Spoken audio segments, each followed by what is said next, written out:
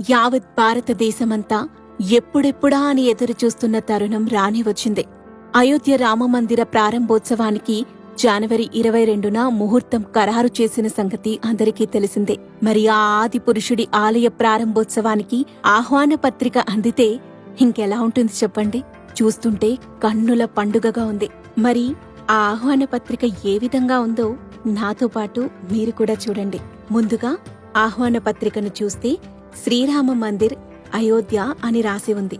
దానితో పాటు అయోధ్య రామ మందిర రూపు కూడా మనకి కనిపిస్తూ ఉంది. మరి ఈ ఆహ్వాన పత్రికను ఆ ఆంజనేయ స్వామి గదతో బంధించారు. ఈ ఆహ్వాన పత్రికను తెరిచి చూడగానే మనకి శ్రీరామచంద్రమూర్తి పట్టాభిషిక్తుడై దర్శనమిస్తాడు. అనంతరం ఈ ఆహ్వాన పత్రికలో ఏముందో మనకు సూచించారు. రామచరిత మానస్ని ఉద్దేశిస్తూ కొన్ని వ్యాఖ్యలను ఇందులో పొందుపరిచారు. దీనితో పాటు అయోధ్య రామమందిరం, శ్రీరామచంద్రమూర్తి ప్రతిమతో కూడిన వెండి నాణం మనకు కనిపిస్తుంది. వీటన్నింటితో పాటు మరో ముఖ్యమైనది ఇక్కడ గమనించవచ్చు. ఆ శ్రీరామచంద్రమూర్తి కదలాడినటువంటి ఆ మట్టిని కూడా ఒక సీసాలో పొందుపరిచి మనకు పంపించారు. ఎంత అదృష్టమో కదా. ఈ వీడియో చూస్తున్న మీరు కూడా అదృష్టవంతులే.